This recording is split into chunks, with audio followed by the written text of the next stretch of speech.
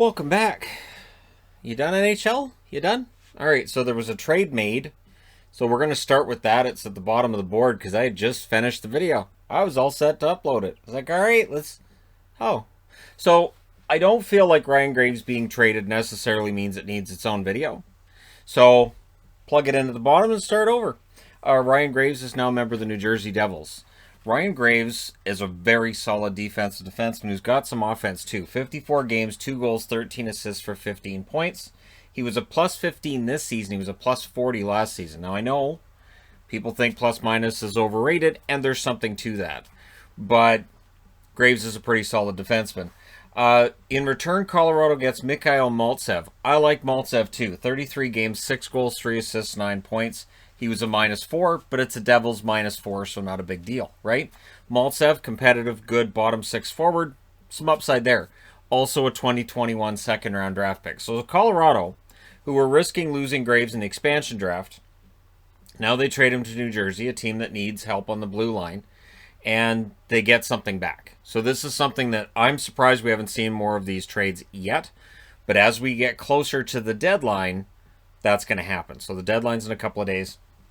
We will likely see some trades tomorrow in preparation for the expansion draft. So it's an exciting trade. I'm wearing New Jersey because I think the Devils did pretty well in this. Of course, this reverse retro getup.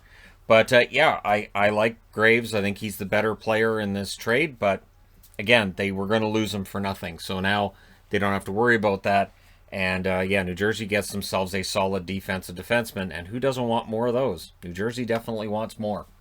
So now we go back to the top of the board. Duclair, who I mentioned this morning, had signed with Florida.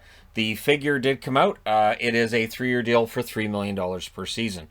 Duclair had a weird season this past year. This year, 2020-2021, he was struggling to hit the back of the net.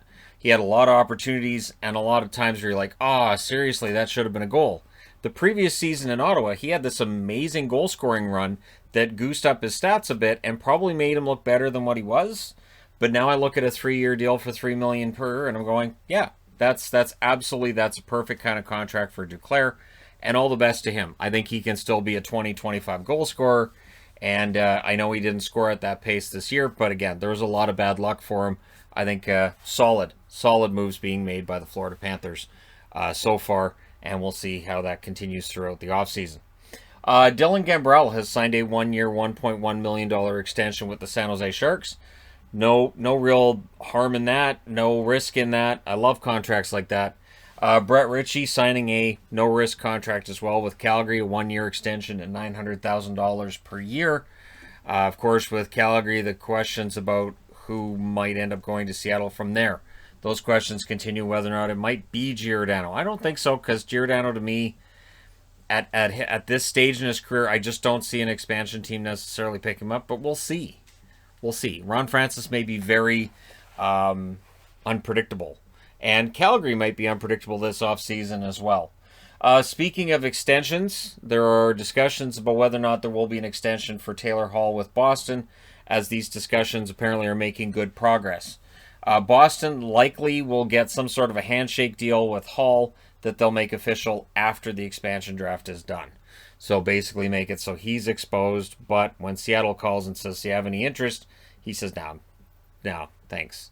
And then they probably look at a blue liner from Boston. I think it's going to be a blue liner from Boston. When we get to the exposed lists, that's where things get really entertaining, and I'm going to have fun putting together a team that way and revealing the team that I put together that won't be anything like what Ron Francis puts together. If it follows like Vegas did 4 years ago, won't even be close, but it's still fun to do that. And then we get into the entry draft right after that. The entry draft, of course, a week and a day away? Yeah, it's not very long. So, yeah, Taylor Hall, talks are making progress there. Darcy Kuemper. This is the news item today that surprised me the most. And yet, Darcy Kuemper, there's been talks for over a year that Arizona wanted to get out from under his contract. And so that's still out there. And apparently there's talks of moving him before the expansion draft. I don't see how that works. The idea would be they would trade Kuemper and then they would protect Adin Hill, right? I don't see how that works because apparently the front runners for Darcy Kuemper are rumored to be Colorado and Toronto. Now, Colorado would make some sense if Francouz isn't coming back, right? So if you're looking at it and going, okay, we like Grubauer, he's a finalist for the Vezina, but we want to have somebody who can take that weight off of him and have two goaltenders that we can go to, and feel comfortable with.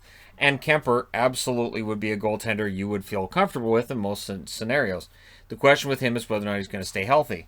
But Toronto being one of the teams that apparently is in the hunt for him, that would be odd, wouldn't it? You can't really justify picking up Kuemper in his contract if before the expansion draft, because then you would lose Campbell. You have to think Jack Campbell would be the pick for Seattle.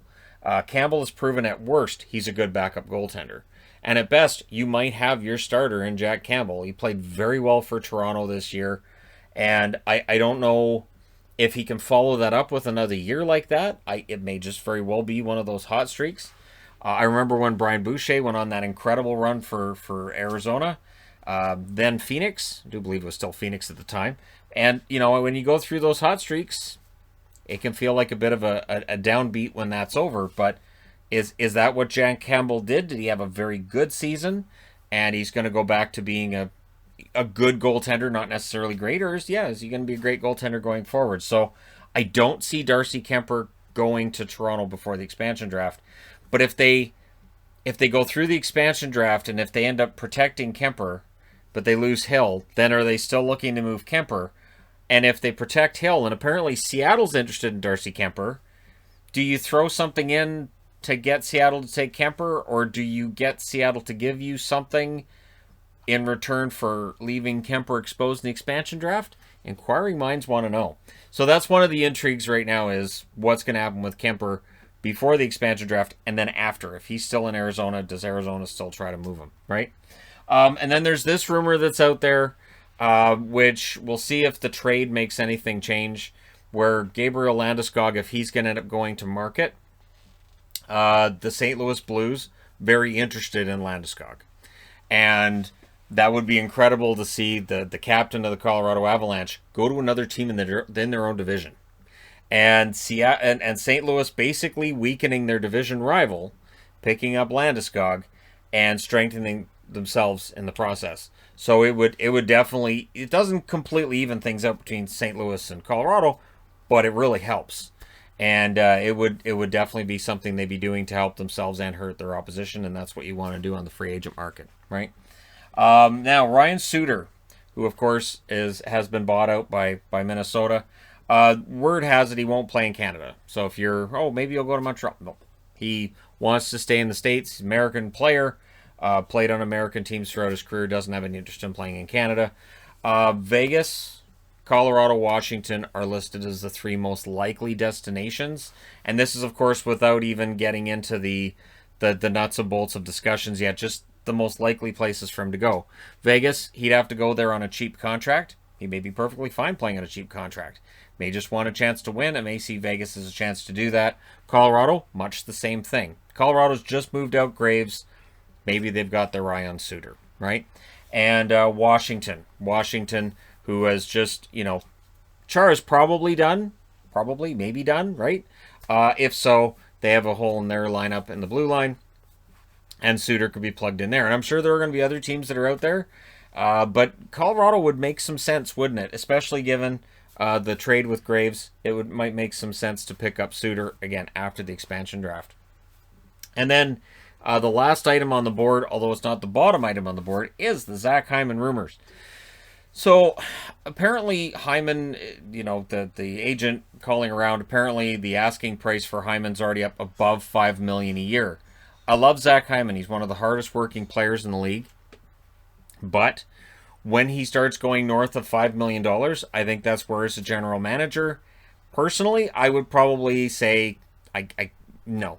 I don't think that if it's a 7-year deal, which is the rumor as well, that 7 years at $6 million a year, that just sounds like a contract that's going to age really badly. And that's probably not fair to Hyman, but it's just looking at contracts that guys sign when they're 29 or 30 or even 28, and you sign that 7 or 8 year deal, towards the middle and the end of it, it can end up pretty bad. Now, of course, one of the rumors are that Vancouver is very interested in Zach Hyman. Now, it's been nice not seeing a lot about Benning that's of the negative over the last little bit here. And by little bit, I mean, like, I don't know, what time is it kind of little bit, right?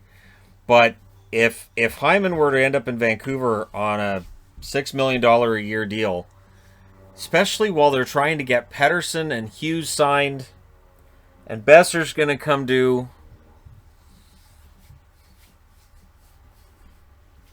Yeah.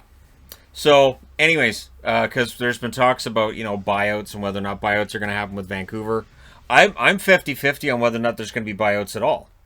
Because Francesco might be looking at this and going, well, why am I bailing you out? You signed these contracts. I don't want to spend all that money up front. And then when they're going to spend more money? So there might be some of that in there, right?